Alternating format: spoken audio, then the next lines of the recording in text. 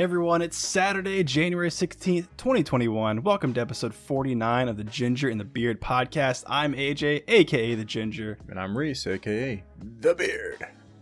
On this week's show, we'll be reviewing a coconut cream milk stout and a non-alcoholic oatmeal stout, discussing Max Holloway's clinic on Calvin Kattar, and talking about some exciting EV announcements from GM. We'll also be giving you the latest and greatest to come out of CES 2021. Some more UFC news, specifically related around UFC 260, and a free Star Wars game. Yes, but before we get started, I want to remind you to subscribe on YouTube, follow us on Spotify, and if you really want to help us grow, please tell a friend to check us out. Yes, and make sure to check out the YouTube chapters or the timestamps in the description if you'd like to skip around to your favorite topics. All right, man. I got a lot to cover here, so how was your week, sir? It was good, man. That was a long, busy week, but it was good. I mean, I feel like I've had back-to-back busy weeks since the holiday. That's just how it goes, you know what I'm saying, with work. Yeah. But yeah, nothing really to complain about. It's been pretty chill. The weather here is pretty crappy, super cold. So jealous of anybody if they're down south where it's still warm or over in the West Coast or something. But I'll take it. You know, it's not like Michigan or somewhere else where it's snowing constantly, like Canada. Yeah. But I actually have some Canadian teammates at work, and they talk about how cold it is there. I'm like, wow, this here is like a cakewalk for you guys. But yeah, otherwise, man, pretty good. Got some big news, some new branding on the channel. That's exciting. Right, man? So you guys are listening in your car. Make sure you check out the YouTube videos or check us out on Instagram. Check out the new logo, new branding. Yeah, man, good stuff. How about you? How was your week? More to come, too, right? I think we're going to keep trying to keep growing and whatnot. And like you said in your Instagram post, 60 episodes, probably more than 60 at this point, but 60 episodes, it was time to kind of change it up, but everything looks really good, man. Yeah. My week, busy, work was very busy. Luckily, this coming week's going to be so much chiller. I just had a lot of deadlines to hit, and it was just, pretty crazy. Besides that, just been sticking with the good, healthy decisions and whatnot. I went out twice this week on some long rucks. Beat myself up pretty bad on Wednesday, and kind of have tendonitis in my ankles right now. Oh no. Yeah, so I went out today as well, which I probably shouldn't have in hindsight, but I wanted to keep it going. So there's this ligament that just goes like from the back of your calf all the way down onto the outside of your ankle, and then wraps around and touches your two metatarsals down there, and it's like inflamed. So whenever I walk, it's like really hurts. It's actually like very painful, but so good. If I walk through it for about 30 minutes, then it goes away. But anyway. Yeah. Nice. Yeah. Well, that's awesome, man. I don't want to say the rucks sound fun, but you've been getting up at like 4:30 in the morning, which is just bananas. Yeah. And doing that. So kudos to you, man, for sticking with it. Gonna keep Hopefully, it going. Your body gets used to it and no more injuries occur. I tell you what, I will. I looked it up today. All I got to do is there's like these 4 stretches that it wants me to do. So I just got to do these 4 stretches before I ruck, and it'll probably help loosen it up. That's all I need. But it's also being out there, like this morning, it was like 32 degrees, it was like freezing. Oh, yeah. We were, walking on ice in a lot of spots. So I don't know. I feel good though, man. I feel alive. It's really nice. That's awesome. Did you catch a nap today? I did, dude. I definitely did. That's why I missed the end of the UFC event. I was like, dude, I was trying, and I was falling asleep, and I was like, you know what? I can't do this. I need to go take a nap. Yeah, I don't blame you, dude. Don't blame you at all. Yeah. Well, a long week, busy week. I'm excited to crack into a delicious beer, my friend. So I feel like we should move on into our next segment. What you drinking, man? With those fresh new titles at the bottom. Oh yeah, looking nice. Look at that, so smooth. Our now segment and our now segment and our next segment. Yeah. So what you drinking? So I picked up a new beer yesterday. It's been a while actually. since we've had a Farmhouse, back-based Farmhouse beer on the show, which is surprising. You know, I like Farmhouse quite a bit. Shout out.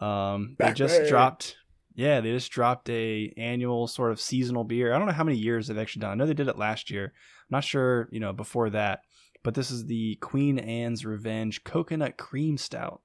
Ooh, that sounds good. My bad on not doing more history researching, but I don't know what the significance of Queen Anne is. Maybe like she has something to do with. I have no idea. How dare you not know? So history. I'm not going to speak on it. You know, if anybody has any kind of insight on what Queen Anne has to do with like a coconut cream stout or this part of Virginia or anything, let me know. Go back to high school. How dare you? Just kidding. I know. I've never even heard of Queen Anne, honestly. But anyways, this label design is pretty awesome. Nice. You can see here it's got what looks to be like a silhouette portrait of who we can only assume to be Queen Anne, and the top of her head, instead of it being giant hair, is what do they call these? Flagship. It's a tall ship. It's a tall ship. Yeah, tall ship. You know what I think though? I don't think Queen Anne was like. I think it's an actual ship. I think it's a ship probably named after Queen Anne, obviously, but like. Okay. Yeah. Okay. Now the pieces are starting to fit together. But I'm less concerned about the history, to be honest with you guys. I'm more concerned about the contents. Oof. So I'm going to go ahead and crack this bad boy open. And ironically enough, we just had New Realm Brewing's Coconut Stout last week on the show. Yes. The pastry porter horse, if you guys don't remember. I picked some up. Yes, sir. So I can't wait for you to try it. I'm so February excited. 1st. I'm going to be looking at it. I'm going to open my fridge. I'm just going to stare at it every day. Like, dreaming. Oh, yeah. Dreaming and slobbering. All right, let's give this bad boy a pour. In our outdated ginger in the beer glass. I guess we're going to have to order some new glasses. This is the throwback, man. This is throwback, the classics. All right. Nice and thick pour. Black as night. Super, super dark. You sure that's not oil? Used oil? Maybe. It could be, I guess. So not little, definitely a different pour than last week's. Last week's there was a little bit of transparency to the contents, a lot more head, creamier espresso colored head last week. This is also kind of an espresso color on this head. I'm not sure if it comes through on the video, but yeah, darker espresso. It's like a mocha almost. And reading the description that they put up of the beer, it's apparently the aromas come through of coconut, obviously, molasses, chocolate, and there's one other thing. What was it? Sweet tobacco is their descriptor. Okay. Now, I can't honestly say I've ever sniffed any sweet tobacco, but, you know, I've smelled tobacco, regular tobacco, so we can see if I can pull any of that through. So let's go ahead and give it a sniff-ski. You ever had big league chew? The big leaves? You mean like the bubble gum? Not like the bubble, like like the real stuff, you know? I've had the bubble gum. You've had, okay, all right, you're halfway there. That's what I imagine sweet tobacco to be like. If any listeners have ever had it, that's what I'm kind of envisioning. Yeah, okay. So giving this a smell here, honestly, I'm not picking up a lot on coconut. I feel like that molasses chocolate comes through. I mean, it smells like you would expect a stout to smell. Red Man is what I was thinking of. Sorry. Oh, there you go. Red Man. Yeah, I mean, it smells nice. Smells sweet. A little bit of, I guess that roasted sort of malty sensation. Yeah, I mean, it smells good, but I'm just not picking up any of that coconut. And that's last week. As much as I like that beer from New Realm, my one critique of it was I'm not picking up much coconut on the smell or on the taste. So I'm interested in seeing the batch you've got. Maybe if you pull through some more coconut. But I asked the guy who worked at Farmhouse who sold this to me if he had tried it, and he said he did. And he said that he pulled a lot of coconut out of it this year, as opposed to years in the past where it wasn't as much coconut. So let's go ahead and give it a sip. Okay, cool. Fingers crossed. That's delicious. Oh, so good. Yeah. Okay. Yeah, I'm letting that kind of ruminate there a little bit, but still not a lot of coconut. I don't know. Maybe my taste buds just don't register coconut anymore. Maybe it's like a post-COVID issue that I've just discovered is you can't taste coconut anymore. You must go buy coconut milk like ASAP and just gotta try this and see. Gotta test this theory. But I don't pick up any coconut. I definitely get like the molassesy flavor. Molasses you know, lots of dark roasted malts, that chocolate flavor coming through. Obviously, I've never dipped tobacco. I don't know what tobacco tastes like, but I mean, it's very dark. The mouth feels what?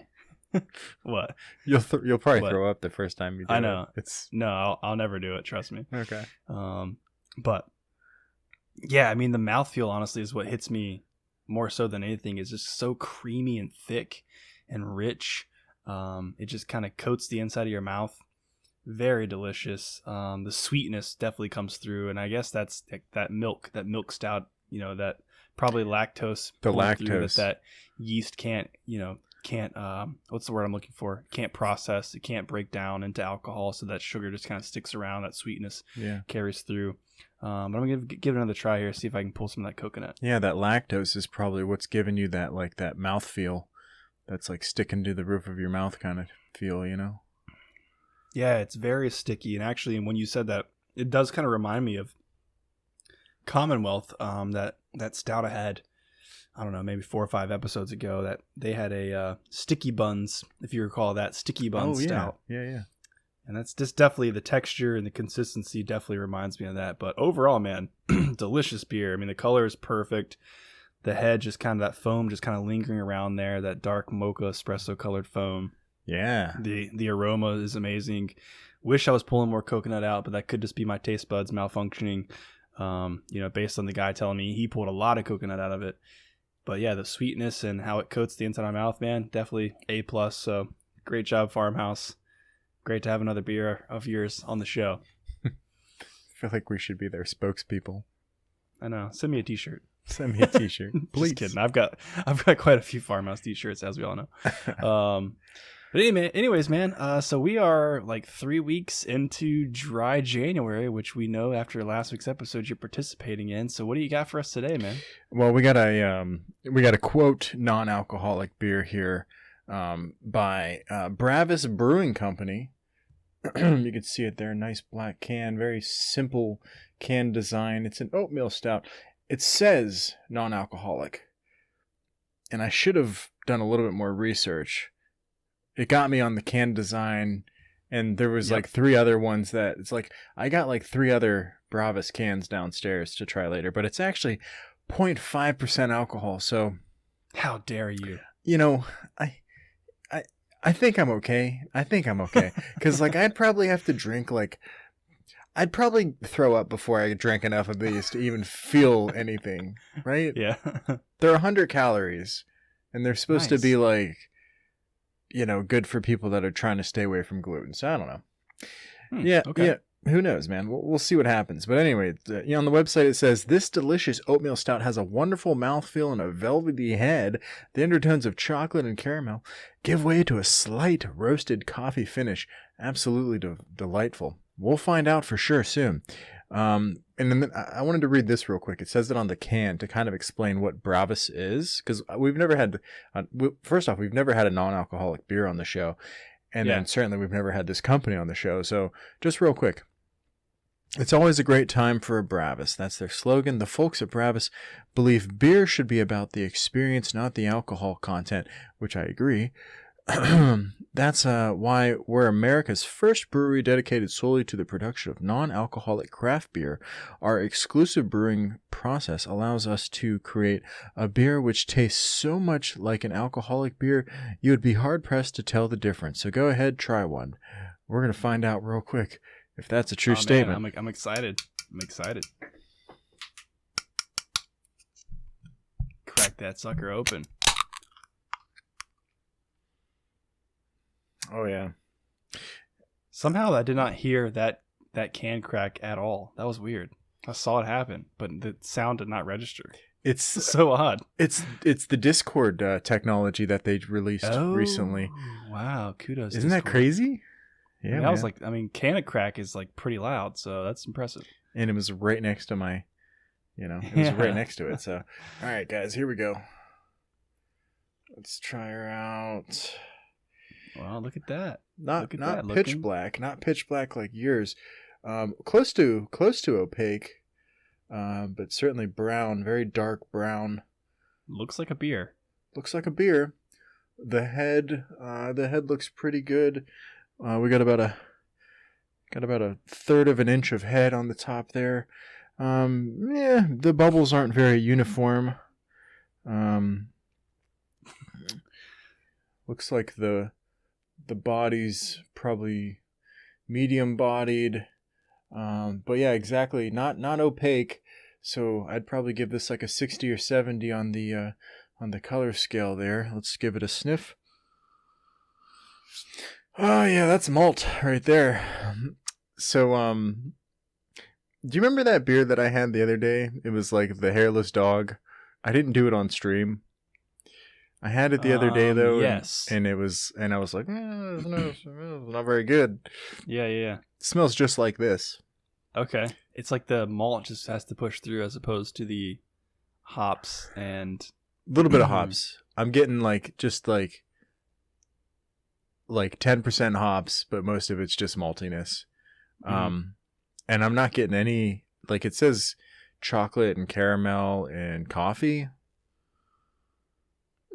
Yeah, you know what? Maybe a little bit of coffee there. Little bit of coffee, but nothing, no chocolate or caramel, I don't think. So let's give it a sip.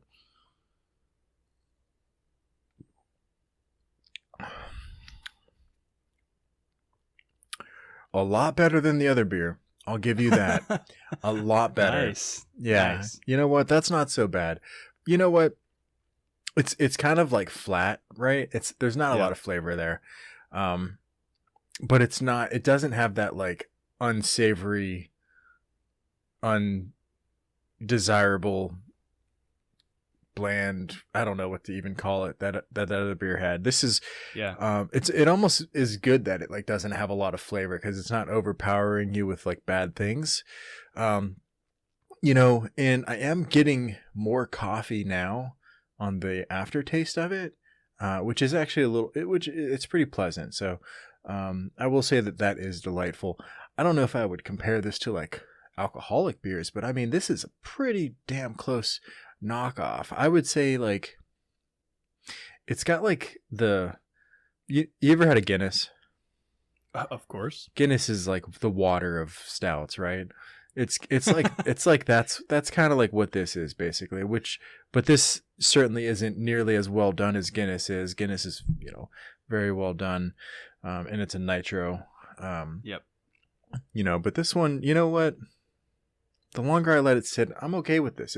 It's just very heavy on the malts, very slightly coffee. So, right. And well, you said it was also for people, maybe with a gluten intolerance or something. So my question is, I wish we would have asked Sebastian this back in the day when we interviewed him. I have to get him on again, but how do you do? Like, isn't gluten in barley? Yeah. Yeah. So you can't get away from it. I mean, if you have to, if it's a grain, right? Any grain, like even like rice, right? There's going to be gluten in it. There's some percentage of gluten in it. You can't get away from it. It's just that it's got lower than normal gluten when you compare it to, let's say, baker's like flour, right? Like white powder flour that you get from the grocery store. Like there's going to be a lot of gluten in that. Like the high GMO processed shit. You don't want that. Right. So this is probably like, not well, who knows? It's probably like healthier grains, healthier barley, stuff like that. Also, it's got yeast in it. I was a little bit surprised to see that, but that's how they got the actual the alcohol content. I'm just wondering, like, what kind of yeast did they use and how much did they use to get such a low alcohol content, right? Yeah, I'm sure there's some kind of science behind that. I mean, maybe it's also the time that, because obviously the longer a beer ferments, the more sugars that the yeast can process and turn into alcohol. So maybe it's like it ferments for I have no idea, dude. That's a great question. We should look into that. Maybe they just added like a little bit just for the carbonation at the end. You remember how when we bottled our beers, we had to add like a little bit of sugar just so it could get the carbonation? Yep. I'm wondering if it did something like that. Yeah, definitely. That's what I'm always curious about with the non-alcoholic beers. It's like Well, yeah, it doesn't have the alcohol, but the yeast is what creates the alcohol, and the process of the yeast is also what creates the carbonation. Yep. So Yeah. if you don't have the carbonation, if you don't have the yeast, how do you not get the carbonation? How do you get carbonation? You have to have yeast, right? So unless they just kind of, I guess it's just like a soda. They just carbonate it with whatever. Yeah, actual gas, CO2. That's probably what it was. That's probably what the other beer did. They probably just, artificially carbonated it. But this, you know what? For a non-alcoholic beer, I actually read some reviews on it beforehand, and it got a lot of flack. Like, it was like, bad. But like, I have two beers to compare right now. I have this, and then I have the other one. The other one was dog shit. So I'm fine with this, but that's just using that as my reference. Other people that are reviewing this, I think, are reviewing it towards other stouts, like real stouts, and being like, oh, this is crap compared to a real stout. Like, yeah, it's crap. It's an NA beer. Right. It's fucking tolerable for an NA beer. Like, I'm going to drink another one of these tonight. There you go. If you just do like 10 more, you might catch a little tiny buzz. I only got 4, so. Dang. 4 it is. 2%. All right, 2% alcohol. Well, I'm actually like digging this dry January thing so I can like learn about these NA beers. And I might have to like pick myself. I do want to try Heineken's because I've heard a lot about Heineken's NA. And I'm interested. I've actually never had, I don't think I've ever actually had a real Heineken, to be honest with you. You're not really missing out. I know, yeah. I'm like, it's just another light beer, right? So maybe I just need to try that first and then try. It's actually skunked. Like, that's their whole thing, is like they let it. I don't know why. It just tastes a little bit skunked. You ever had a skunked beer? Yeah, for sure. Sitting out in the sun for like 4 days, and then you bring it inside, cool it off, and drink it. It's terrible. Yeah, but that's their whole spiel. I don't think it's like actually skunked. I think that like somehow they like get that flavor profile. Ugh. Okay. I don't know. Now I'm questioning myself. If that's Maybe I your shouldn't thing. do that. Maybe that's why you've never had Heineken. Maybe so. Good reason. Good reason. Well, all right, man. Well, that was awesome. Thanks for that, breaking that down for us. Delicious beers all around. You guys out there, let us know what you're drinking out there. We're always looking for some new options. And of course, let us know if you have any recommendations on your favorite non-alcoholic beer. But we've got some UFC stuff finally to talk about. The UFC's back in 2021, man. You ready to get into it? Of course, man. Ringing those bells. Let's do this. All right. So the first event of the year took place at Fight Island, United Arab Emirates. I don't remember what the actual resort or place is called, but the Yas biggest Island, right? Yeah, Yas Island. The biggest news here, in my opinion, is there were fans in the stands. Man, it was so weird. Right? It was so weird. I forgot, honestly, that there were going to be fans in the stands, and then I was watching the main event, and I heard Holloway, and I was like, hold up. I was like, oh shoot, I forgot there's like fans here. This is crazy. So there's actually people cheering when things were happening, and that's like, I missed it. I realized how much I actually missed it. I didn't get a good glimpse of the fans. Where did it look like the fans were from? Did it look like they were from Abu Dhabi, or was it like they had to be, man? They had to be. I mean, people aren't traveling to see. Well, maybe they are. I mean, probably a mixture of people's families, I'd imagine. Family probably came out. Probably a lot of like exclusive VIP invitees, I would imagine. I'm sure Dana has a list of people he invited. I know Khabib was there. Oh, he was. Right. Or at least he was in somewhere because he had a meeting. We're going to talk about that in a second. He had a meeting with Dana, so I know he was there in some capacity. Yeah. But you couldn't see the fans in the broadcast, at least not the part I was watching. So they probably did that strategically, to be honest, to avoid like, look at those guys. Those guys are not 6 feet apart. Look at those guys. But anyways, so the fights, man, you didn't get to watch the headliner. I did. You got to see some of the prelims that I did not get to see. So how about we start out with some of the prelim, or I think it was on the main card, I believe. Joaquin Buckley versus Alessio Di Chirico. I don't know how to pronounce that. You watched this fight, right? I did watch this fight, and it's just so funny. This is how the UFC works, man. Just how it works. Yeah. So some background context on Joaquin. We talked about it last week, but he's the guy who, I don't know if he won Knockout of the Year, but he was a contender for Knockout of the Year when he did that spinning back heel kick knockout, like after the dude caught his foot. Yeah. It was all over the highlight reels. It was everywhere, right? Because he did that spinning back kick, and now look how the tables have turned. It's so unfortunate, man, that this is how it goes. Can you break it down? I didn't get to see it, so I know how it ended, but can you break it down a little bit? Yeah, I mean, really, they just got into a scramble. I would say, and Joaquin kind of just like ducked down. Like, I don't really know what he was doing. I don't know if he was going to shoot a takedown or why he would duck down like that. But Alessio just threw it wasn't even like a high kick, really. It was because Joaquin was so low to the ground. But anyway, he threw kind of a high kick, a head kick, basically, and just hit Joaquin just like so square on the head, man. Like it was brutal. It was brutal to see somebody get hit, because he almost like ducked into it, kind of. That's kind of what happened. And so, I'm actually gonna see if I can find a clip of this. And he just kind of rolled back on his legs, like the real gross way where you think their leg's gonna break off, and he like rolls back on it and just goes out, man. Just goes out flat. And it's really, really crazy because Alessio was the underdog in this fight too. He had lost his last 3, and so he kind of needed this one. Well, that's, good for him, I guess. It's kind of, you get a little bit of credibility when you take out a guy that's got so much hype.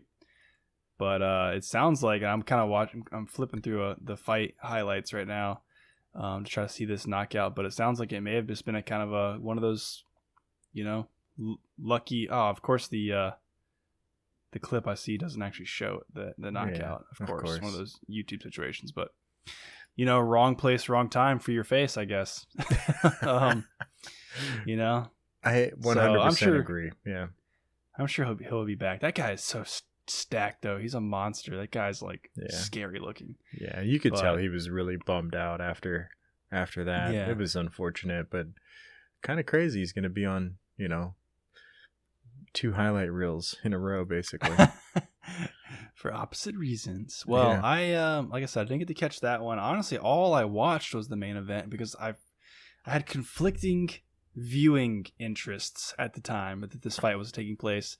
I'm a Los Angeles Rams fan, and we won the wild card round last week, defeated the Seahawks, played today against the Packers in the second round of the playoffs. Unfortunately, it didn't go the way of the Rams today. They lost, but the game was on at the same time this UFC main event was on, so I tuned in when I assumed the main fight would be happening, and I tuned in actually the start of the second round. And when I tuned in, Calvin Kattar or Kattar, however you want to pronounce it, his face was already bloodied, and I was wow, this is intense. And they're talking about how on point Max was, and I mean my eyes were glued to that from that point on till the very end of the 5th round, because Max Holloway, dude, absolutely on fire, like a Max we haven't seen in a year or two, honestly. Like, this was like back in the day Max Holloway. It can't be touched. I mean, at some point he had his hands down beside his legs, just bobbing and weaving. The guy Calvin couldn't touch him, man. It was awesome. Just complete domination. I feel like every round was a 10-8 round. Obviously, I didn't see the first round, so I can't say there, but every other round, absolutely 10-8.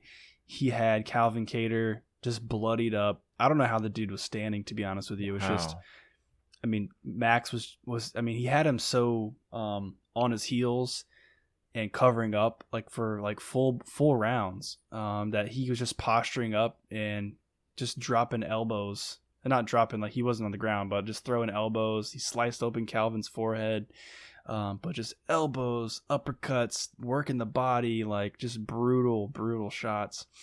Throwing in some head kicks. At the end of the second round, I thought they were going to stop it. Honestly, Herb Dean could have stopped it probably a couple times in the second and third round. Jeez. But Max Holloway, with like a couple seconds left on the clock, landed a pretty solid head kick on Calvin. And wobbled him. I think if there had been 5 more seconds in that round, it would have been a knockout. But to Calvin's credit, man, that dude is a freaking. I mean, he rivals Dan Hooker in my opinion in terms of like strength and just willpower to stay standing. It was pretty impressive that he didn't go down. But and even still, when he was taking that much damage, he was backed up against the cage and still swinging for the fences, man. And some of those punches, he actually connected a couple of them. But if he would have landed, at just the right time, he might have actually knocked Max out, and that would have been pretty intense. But at one point, when I was talking about this bobbing and weaving and stuff, I think that was in the 4th and 5th rounds. But at the end of the 5th round, when you watch this fight back, you got to pay attention to it. He literally starts talking to somebody outside of the octagon. I think I later saw that it was Daniel Cormier he was yelling at. He's like, okay, pretend the camera is Daniel Cormier. I'm Max Holloway. Calvin Kattar, whatever his name is over here, like pushing towards Max Holloway. Like he's wobbled, he stumbled, but he's still trying to knock Max out. Max's eyes locked to Daniel Cormier, running his mouth to him while dodging punches that Calvin is throwing. He's like literally dodging while he's talking to Daniel Cormier. It just like doesn't even break. It was bananas, man. Like, that's so awesome. Thing. Oh my god. And apparently what he said after, I read an article afterwards that said he was joking around with Daniel and saying, I'm taking all your jobs or something like that. So yeah, it was classic Max. It was so awesome to see. And like, honestly, man, I started thinking about it. I was like, I wonder if he's like feeding off of the crowd. Yeah, maybe. Like, I wonder, like some of these fighters, they finally get back in the octagon surrounded by fans chanting your name. Like that's gotta be fuel for your soul to just like let it all fly. You know what I'm saying? Yeah. And he's not still be so young. in your head. He is. That's the crazy thing. And I still like 28 think, or 29. Yeah, we talked about this last week, dude. I really think he got robbed on that last Alexander fight. They should have given it to him. They should fire those judges and never look back. And it really should have been a trilogy. This should be the trilogy fight between him and Alexander. It's unfortunate to see Calvin Kattar getting beat up like that, because that basically just means he's probably never going to be a title contender. If he can't get past Max, then there's no way he's going to beat, Volkanovski. But, what's that mean for the rest of the division? You got these two stacked guys at the top, Maybe. Yeah, I definitely want to talk about that. And we got some interesting news about UFC 260 that we're going to run through as well, which kind of sets the tone for that, right? Yeah, good point, actually. Let me bust into that real quick since we're on that topic.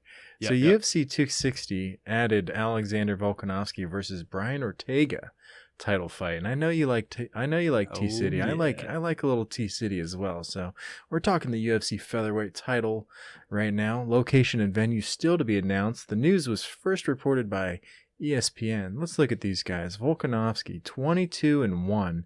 I need to look back and see who he lost to. It was outside of the UFC, but he's 9-0 in the UFC, which is like, that's Khabib shit right there. And then you got Brian Ortega 15-1 in MMA, 7-1 in the UFC. The only guy he lost to was Holloway. That's it. He lost to Holloway. Oh, really? That's his only one loss? Yeah, Wow. he got beat up, man. Holloway beat him up.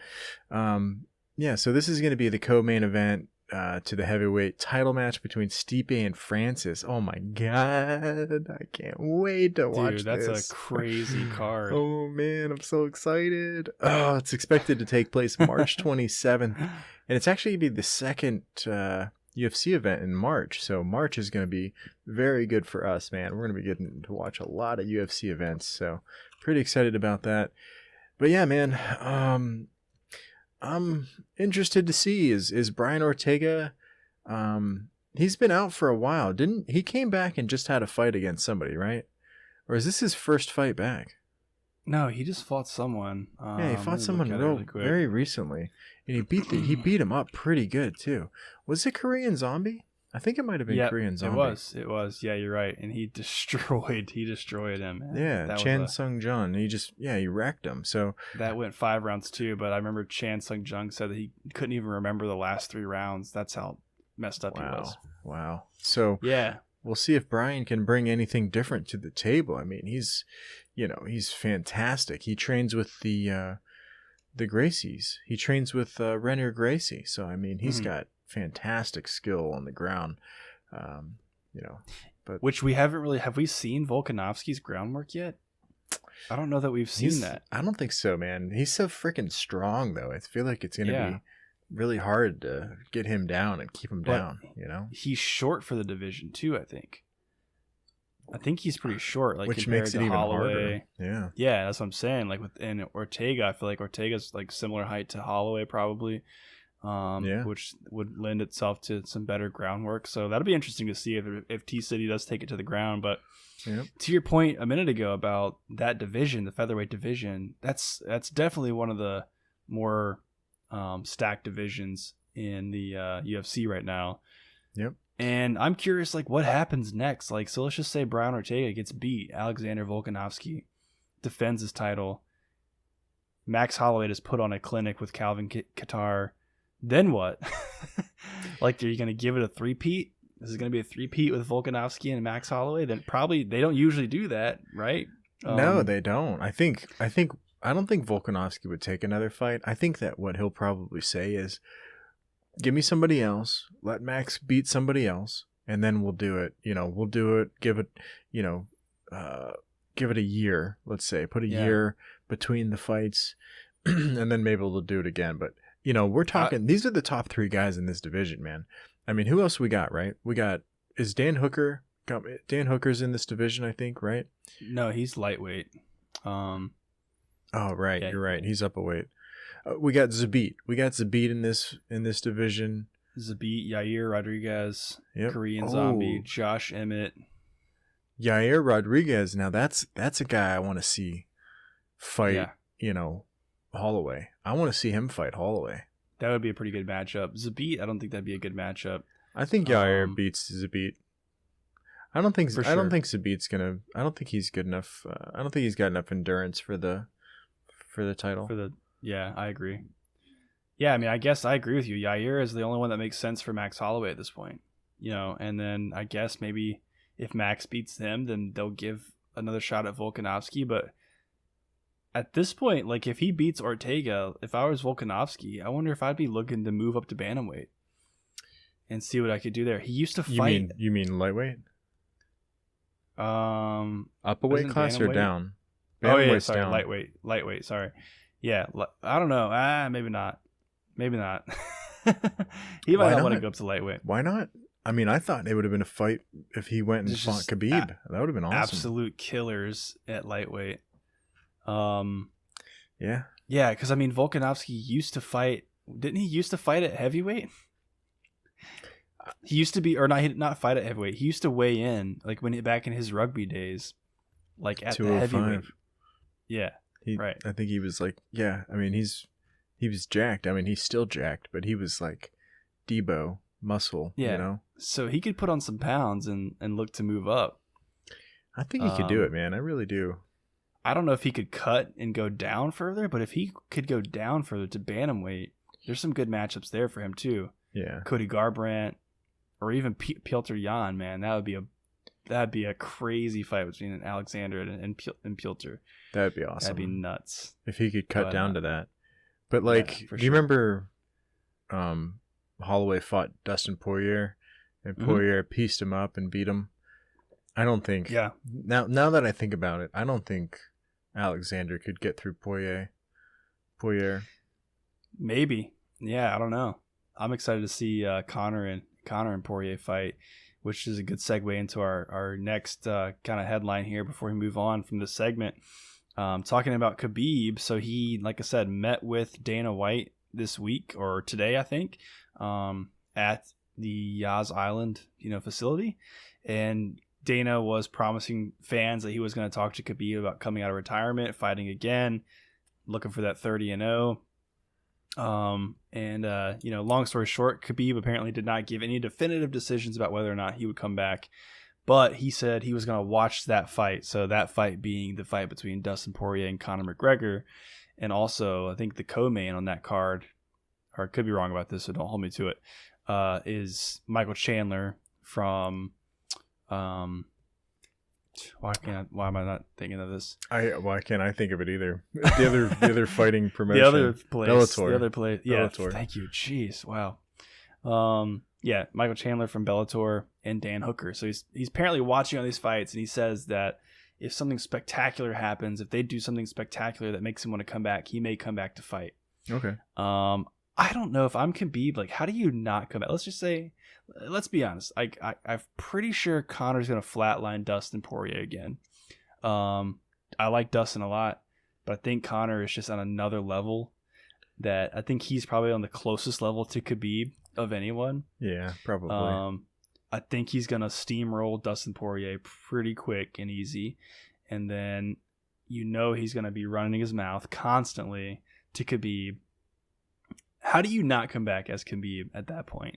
And just like, I don't know. I mean, I guess he's done it already, so why he doesn't need to prove himself anymore, I guess. But like, what's Conor? I don't see the win scenario where Conor beats Khabib. Yeah, I don't know. I mean, I you don't see a see lot of stuff anybody about beating- training. You see a lot of this training stuff for Conor, but it's all striking. He's huge now, but like. Yeah, it's all, you don't see him like practicing groundwork. At least I haven't seen it. Right. And we know that's what's going to happen. So yep, we know it. Anyways, something to watch out for. But yeah, we've got to move on and talk about some tech news, right? Well, let me get my thoughts on that real quick. I mean, I think Khabib's just trying to get Dana off his back, right? I don't think Khabib made a promise to his mother, right? So That's unless true. his mother comes out and tells him, "No, it's okay, son, go ahead and do this," he's not going to do it, but she doesn't want him to, so I don't think he will. Yeah, that's interesting, especially like different cultures. Like, it's hard for us to like fathom that in America, I feel like. Yeah, we just go slap our moms and say, "No, I'm not listening to you." No, it's not like that. No, we're more like, I hear you. I hear where you're coming from, but I'm a grown ass man. I'll do what I want to do. Yeah, exactly.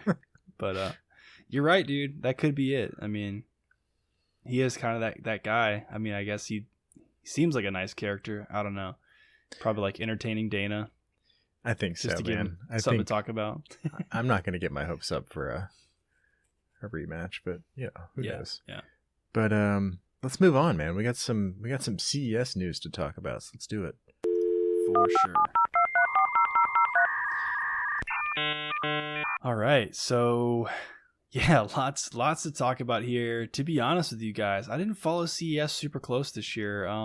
And looking back at it, I feel like there wasn't a ton that I missed. It's just, typical CES stuff, but there were a few things that definitely caught my attention. I think yours as well. And one of those I wanted to chat about was GM, General Motors' large announcement, completely centered around EVs, electronic vehicles. So kind of the gist of it is they announced a handful of new consumer EVs, including 2 new Cadillacs, 2 Buick SUVs, a Chevy pickup truck, and a Hummer EV, which I think they actually announced previously. And in addition to that, they announced a whole brand new business division called Bright Drop, which is focused around logistic vehicles and commercial sort of fleet vehicles, I guess you could say, including an EV600 cargo van, which is a big van that you could imagine UPS or FedEx or Amazon or somebody using in place of like this Ford or you, yeah. You could deliver things or just drive it around because you're cool. No. You ever seen the decked out like home vans? They like make them into homes. Have. Yeah, man. We want to do that. Really? Heck yeah. That'd be dope. Come down and visit you guys. People usually use like the Mercedes vans or the Ford Sprinter vans. Right. But this is essentially comparable? I didn't see a picture of it. Yeah, exactly. Yeah, it's exactly comparable to those sort of things. Maybe a little bit bigger. But the range apparently is 250 miles. And then their other announcement as part of that Bright Drop is what they're calling it, which is kind of a cool name if you think about it. Is called the EP1, and it's kind of hard to explain without showing a picture of it, but it's essentially a like self-propelled electric pallet. So it's like a big box, a big like metal, whatever it's made out of, cargo box thing on wheels that you could imagine being used in like large warehouses. You stack a bunch of stuff on top of it. I'm not sure if it's like remote operated or what, but probably operated by like some smart device. You can wheel it around through the warehouse, or they also mentioned that it could be used, to deliver things from the van to your door. Like, so if it's a big heavy object, put it on top of this thing, drive it up to the front door, drop it off. But it looks pretty cool. It looks pretty futuristic.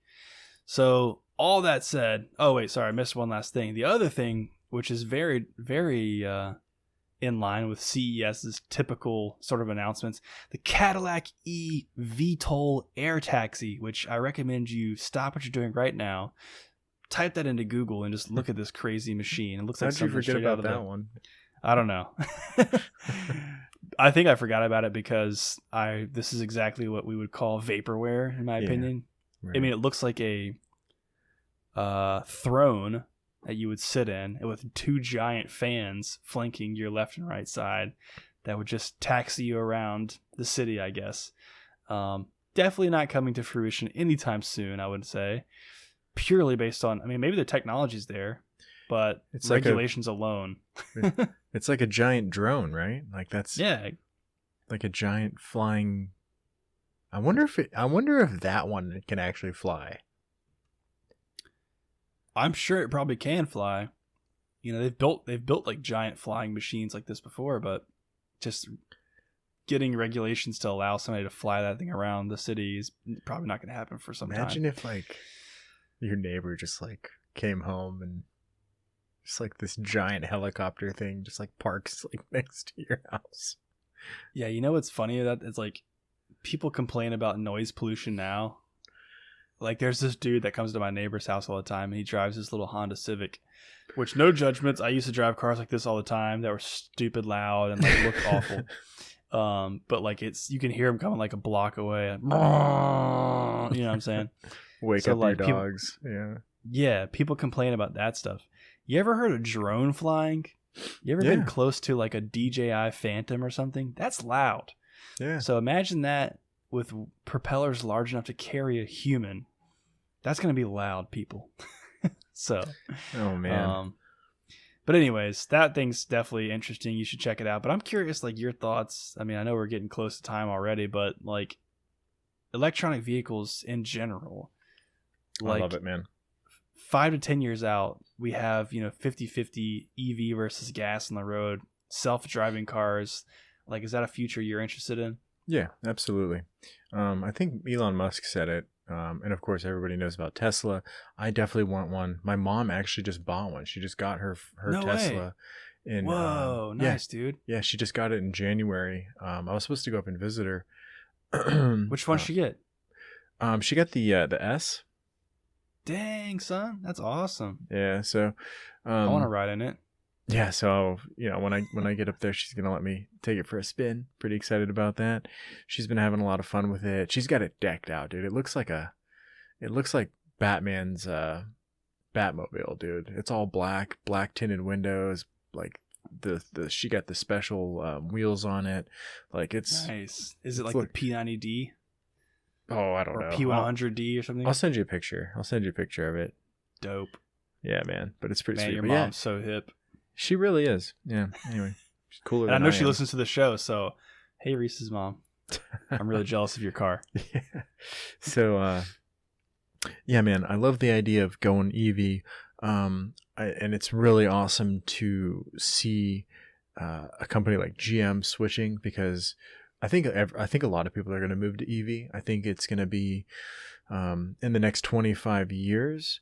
I think in 25 years from now, probably less than that, you'll probably see like 80% or more EV on the roads. And maybe in the next 10 years, we'll probably see like 20 to 30% EV, which would be really awesome. So it's really awesome to see GM doing this. People are going to get into it. You're going to see more of it. I'm going to buy one. Yeah. It's my wife and I talked about it the other day, and it's just a matter of time. We're going to do it eventually. That's awesome, man. Yeah, I agree with you completely. I think my big thing is the self-driving cars. Like, I love to drive. Like, driving is I don't want to say a passion of mine, but it's something I really enjoy doing, and it's something I haven't, like, I used to have little cars that I work on, and you know, you've seen like my previous cars, before having kids and like having to be an adult. But nothing crazy, but just fun cars to drive around in, you know, and I'm excited to one day get back to doing that.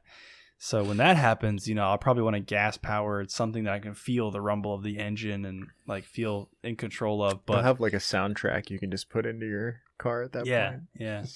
It's like iRobot. I'll just stash a car in my garage and like all these other robotic cars are driving around. But beyond that, man, like day-to-day driving, I can't wait until like there's 80% self-driving cars, because there's so many idiots on the road every single day. Or not even idiots. Like, let me just be less negative and just say sleepy people, distracted people, you know, whatever. I travel the interstate here in Hampton Roads a lot just to get back and forth through the city, right? And it's dangerous, dude. Like, so when self-driving cars, when the interstate's full of self-driving cars that can maintain their lane, communicate with each other, maintain safe distance, like, I can't wait for that. That's going to be amazing. And it will eliminate so much traffic, because there won't be people who, for instance, we have to go through the tunnel to like exit Virginia Beach, right? Some people, and like, you can't be mad at them, like they just freak out when they get in the tunnel. It's just like an enclosed space. It's like it feels like less room, even though the lanes are the same exact size. They just slow down. They go from 55 to like 35, and it just creates crazy traffic back. So your self-driving car is not going to care about being in a tunnel. It's just going to maintain 55 the whole way. But you know, obviously minus that, the environmental impacts I think is cool. Actually, I was out a couple of days ago and saw that one of our local transit buses was all battery powered. I mean, this massive transit bus that carries people across the city it's said on the side of it. I don't remember what the marketing term they used, but it was just battery powered, right? So that's cool, super cool to see. I know Amazon just bought some crazy number of electric vans to deliver packages. And I think that's all really cool. Really, keep it going. Really good to see. Yeah, definitely, man. That's really cool. Yeah, Elon needs to. I don't know if GM announced any like self-driving features like that, but you know, of course, with Tesla, you know, they keep coming out with more and more. They keep doing firmware updates and everything. So you know, there's going to be a tipping point, like you said, where there's going to be enough cars on the road where we can turn it on. Yeah, exactly. And you know, instead of HOV lanes, it's gonna be like self-driving lanes. It's like, hey, if you got a self-driving car, pop over here, man. Yeah. Put your autopilot on. You can go 85 instead of 65. Oh, you know, gosh, that'd be amazing. Awesome. But you know, we talk about this all the time with like VR and phones and things. The more mass market any sort of technology becomes, the less expensive it will be. So, when Tesla Model S first dropped, you know, it's like $100,000+, right, for a car. Now they've got the Model 3 out, which you can get in at like high 30s, low 40s for like a base model. Of course, you got the Nissan Leafs and the, you know, all that sort of stuff. The Chevy Bolt, I think there's a new Chevy Bolt coming out as well, which also falls under GM's umbrella. You can get in pretty affordable there as well. So yeah, it's definitely lower barrier to entry at this point, so really cool. But I know we got a lot more to cover for CES, so how about we hop into that? Yeah, let's do that, man. I'm gonna just run through this list. You know what, there's a lot of stuff that came through CES, so I want the listeners to hear it. If you guys are interested, go check it out some more. Maybe we can stop at one or two of these to just, you know, get a couple thoughts in. So just going right down the list here, we got a high-tech N95 mask from Razer. Now, guys, I really do recommend you go check this thing out. It looks awesome. I really hope that it comes to market. So basically, it's got some LEDs on it. It's got a battery-powered like airflow that cleanses everything. It's got ultraviolet lighting so that when you're charging it, it's actually sanitizing your mask as well. And then there's actually like a little window so people can actually see you talking rather than it like, rather than your mouth being covered. So super excited about that. We got a couple more that kind of like fall in line with the whole COVID sanitation kind of theme to it. So alarm.com has a touchless video doorbell. Basically uses a doormat and AI to detect when someone has arrived at your doorstep, lets you talk to them through an app with built-in camera and microphone. So I kind of feel like we already have something like this because there's already like Ring that like kind of dings when somebody's approaching. So yeah, I don't know what they're really trying to accomplish here. It's nothing really new. So next you got Kohler touchless toilet. Wave your hand in front of the handle and it'll flush automatically. Again, this is not really anything new, right? Because, they need these in all public restrooms. Well, they do. But a lot of public restrooms have stuff like this already where it's like when you get up from the toilet or when you leave the urinal, it just flushes automatically for you. So, what's the change here? Consumer grade. What is it? I guess consumer grade. You can buy one for your house now, I guess. I feel like you could probably fit your toilet with some sort of automation system. Yeah. But anyways. I thought you could already buy them for your house, but maybe I'm wrong. I don't know. I just assumed it. But yeah, hopefully. All right. So moving on, we got some household stuff. We got a newbie fall sensing ceiling lamp. So this is for seniors. Essentially, it uses sensors and AI for active monitoring and detect falls and other risks. Can send alerts. It's got a built-in smoke detector, air quality sensor. It's got a 4G SIM card in case the Wi-Fi goes down. So that's all very nice. Buy that for your parents. That's a nice gift for your elderly grandparents and whatnot. So Samsung, we got a Samsung. Samsung had a lot of cool stuff. They were the powerhouse at CES. This is one of them. JetBot 90 AI, which is an AI-powered vacuum cleaner, also doubles as a roving security camera. We kind of talked about this one a little bit before the show, but it's another kind of gimmicky thing. They already got plenty of automated robots out there. This one's got a camera on it. That's cool, but you recommended earlier they should put a built-in squirt gun in there so you can go after your dog and squirt him when he's trying to poop on the floor. Essentially they position it as like you can check on your pets while you're away from the house or whatever. Yeah. And you said, what if it had a poop detector? And I was like, well, even better if it can detect your dog taking a poo in your floor and then like squirt water in their face and say, no, bad dog. Bad dog. Don't do that. Predictive. What if they came out in their keynote was like, we've got predictive poop technology. We can predict when your dog's about to take a poop. Just get Elon Musk to install some Neuralink technology in there. Yeah, we've written an algorithm. We've written an algorithm that examines the expression of your dog and can determine when it can detect flatulence. It can detect dog flatulence. You have 30 seconds. Calculates the propensity of which your dog may poo in the floor.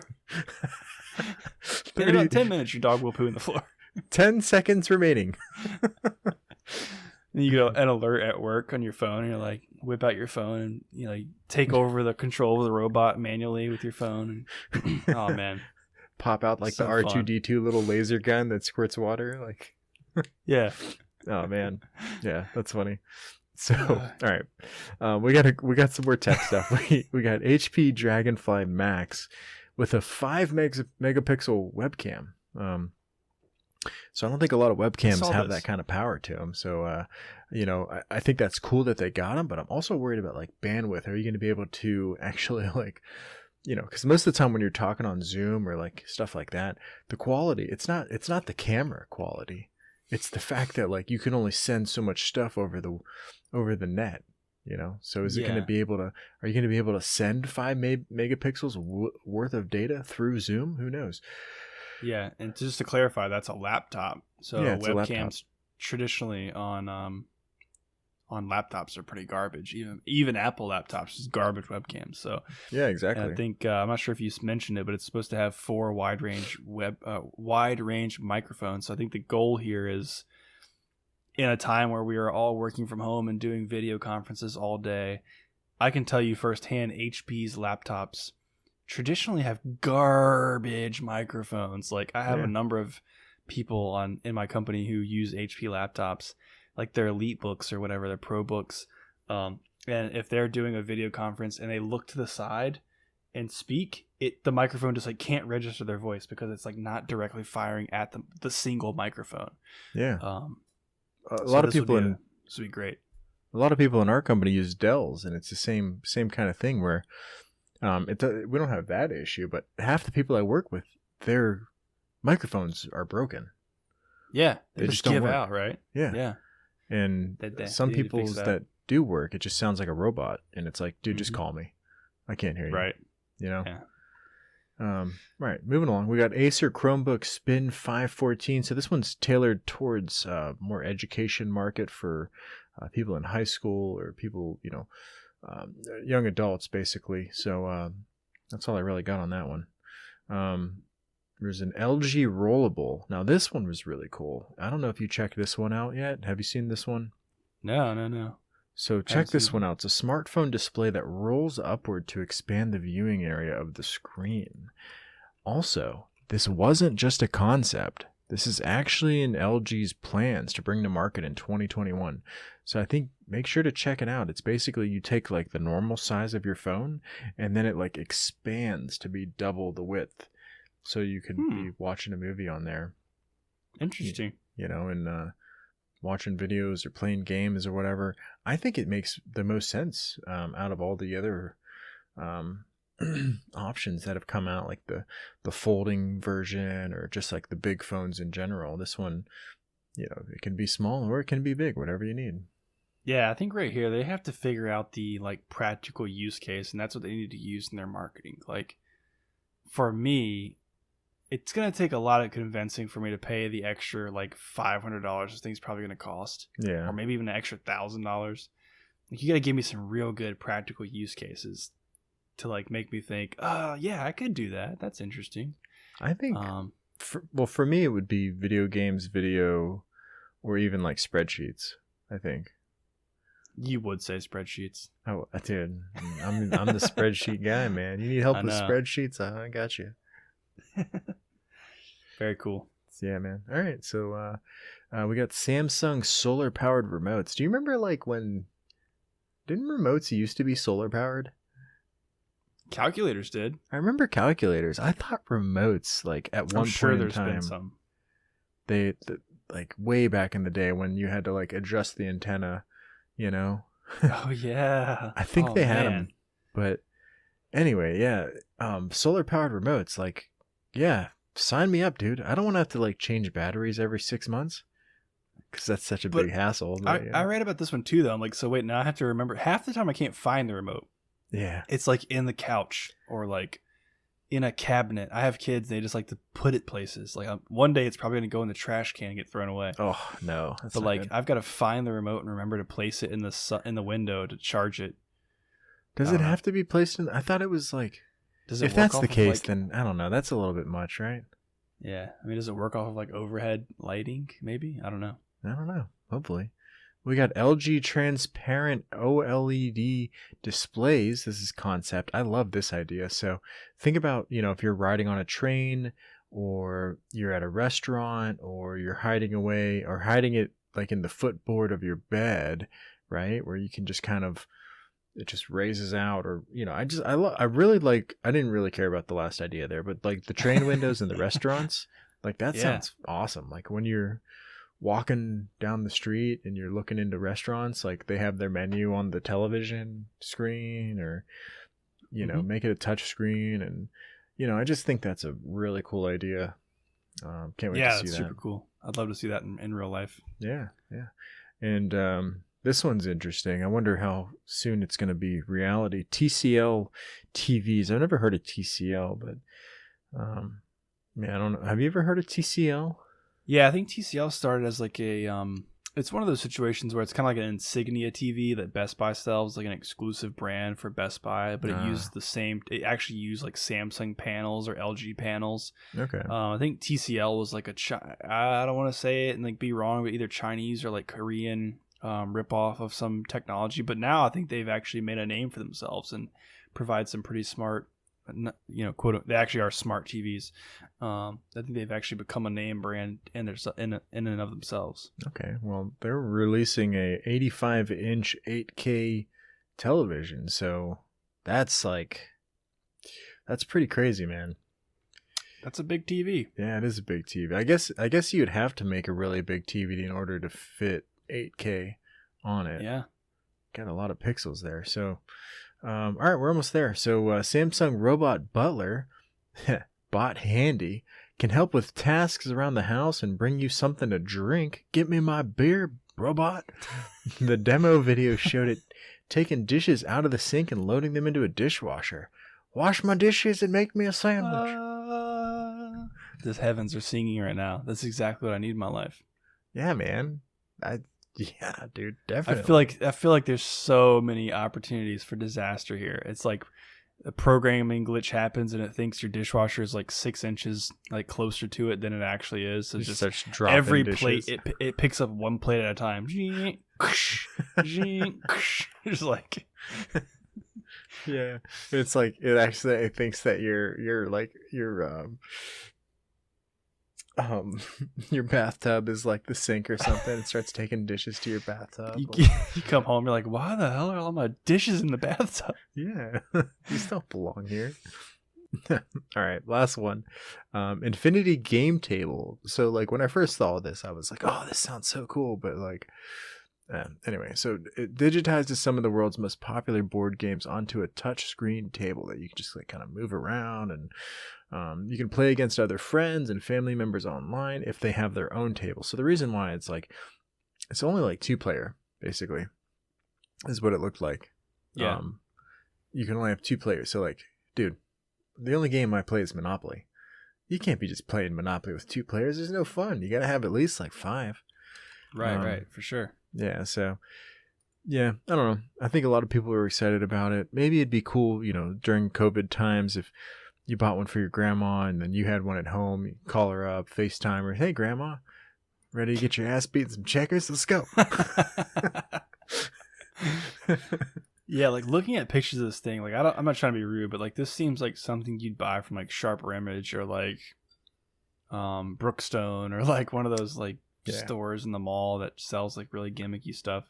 Yep. It doesn't look high quality. Like it just doesn't look. Anyways, cool concept. Thought it was okay at first, but yeah. Anyway, hey man, that's it, dude. That's a lot of CES news. That is a lot. Freaking took it there. That is a lot. Yeah, I'm sure that probably only scratches the surface of what's actually been announced. So very cool, man. But I think we should wrap it up and head to our last section. Yeah. Before we do, listeners, let us know what was the most exciting thing you saw at CES, and did any of the things that we just talked about interest you? All right, let's move. Let's do it. All right, man. Gaming grind. So we're kind of running late on time here. So again, I'm just gonna run through these, dude. You ready? Yeah, let's do it. All right, guys. Path of Exile hits all-time player high in wake of the latest update. Latest update was called Echoes of Atlas. It just got released on the 15th, and the player base hit 157,000 simultaneous players at the same time on January 15th. I know when I logged on, I was like number 60,000 in the queue to get on. And I was like, all right, I'm not playing this right now. I was like, I guess I'll come back to this later.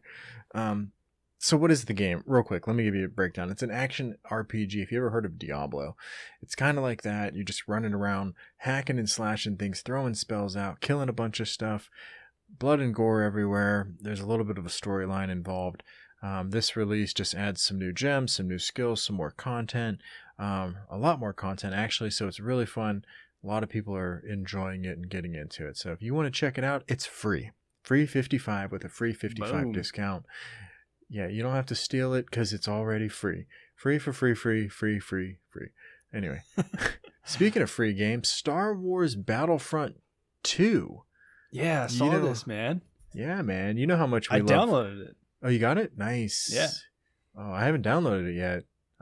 Maybe I should Oh wait, download it. I didn't download it. I added it to my library. I took advantage of the offer from Epic Game Store. Epic Game Store, guys. There it is. Epic Game Store until January 21st at 11 a.m. Eastern Time. Go ahead. Go download Epic Games. It's totally worth it because they're giving away free games every week, and sometimes they'll just give away a bunch of free games all at once. So if you want some free games, go get it. And if you don't want free games, they got plenty of paid games too that are freaking awesome. So some exclusive releases even at times. But yeah, man, Star Wars Battlefront 2. Is there a 3? Nope. So this is the latest one. Yeah, this is the latest one. I think it got released like 2 or 3 years ago. Yeah, it said 2017. I was surprised it had been that long. I thought it was newer than that. Yeah, there was some controversy around it because of like the in-game purchases and stuff like that. You can't play all the characters, but I think they've worked it out since then. But yeah, I want to download it and give it a shot because I remember the original Battlefront was a lot of fun. So back on like the N64, I don't know if you had a chance to play that at all, but that was good times. All right, and then finally this one for some reason it's very interesting for me. I really want to see this John Wick writer to pen a Dungeons and Dragons live action series. So Derek Kolstad is set to write and develop a pitch for a live action Dungeons and Dragons series. The news comes comes by way of the Hollywood Reporter that states Kolstad is penning the series for Paramount and Hasbro's entertainment studio E1, which is the same studio developing a Dungeons and Dragons movie starring Chris Pine. So they keep tapping into everything, man. They got to tap. They're doing a Fallout. They did a Witcher. They done all the Avengers stuff. Like they just keep finding stuff to tap. And I mean, what took them so long, dude? Dungeons and Dragons has been like huge forever now. So, it's cool to hear that they're making a movie as well with Chris Pine. He's cool. And I'm just wondering, man, are they gonna put Keanu in this TV series, man? Hook it up, dude. Hook it up. Let's do it. Yeah, let's do it. Yeah, John Wick writer. That should be interesting. I don't know anything about Derek Kolstad, but I don't know what movies he wrote prior to the John Wick series. But if they've all been bloody action, gory movies, this should be interesting. Yeah. I like that. To be honest, like I've never played you might hate me. I've never played Dungeons and Dragons. Like the actual board game, or whatever you call it, card game. No, I've never played it either, man. You've never played it? No. Yeah, I've always wanted curious. To. We should do it next time we get together. We should buy it and play it and like see if we can figure it out. But I feel like that's another one you need like more than just 2 people. Yeah, no, you need a bunch of people. I was actually talking to some of the people we play Fallout with, and they were saying like, yeah, I've never played it either, and I want to play it too. And like, yeah, but you need a group. You need somebody. I feel like in order to get started, you need somebody that has played it to be the dungeon master, and then they can like walk you through everything else. Yeah, I feel like I mean, just from what I've seen through movies, whatever, it seems like it's like super imagination almost based. Yep. Like you walk into a dungeon, there's a large dragon, you have your sword, what do you do? Like whatever. So how do you write a movie based on that? That should be interesting. You do a barrel roll. Do a barrel roll? Do a barrel roll. No. Anyway. You just Leroy Jenkins up in there. You just Leroy Jenkins it. You got your chicken, you're good to go. Throwback Thursday here, man. Let's do it. There we go. Yeah. Well, man, it's good stuff, right? Yeah. Hard to believe it's been an hour already, but we're at the end of our show, so I think we should close this sucker out, man. Yeah, dude, let's close it out. So please like and subscribe on YouTube. Also subscribe on your favorite podcast player. If you really want to help us grow, share this episode with a friend. And real quick, I just want to say, appreciate you guys. Thank you so much. We're loving it. We're having a lot of fun. AJ here, the ginger, really just put a lot of work into getting the branding up, so very happy about that.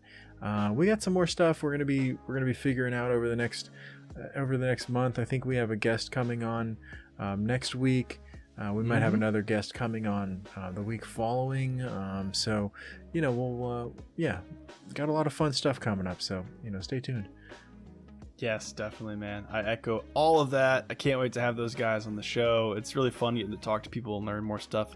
Just a lot of interesting people out there, man. So I hope you guys out there are enjoying those conversations. And 2021, man, it's going to be the year for the ginger and the beard. I feel it. I feel it too. All right, man. Talk to you later. All right, we'll catch you guys in the next one. Peace. See ya.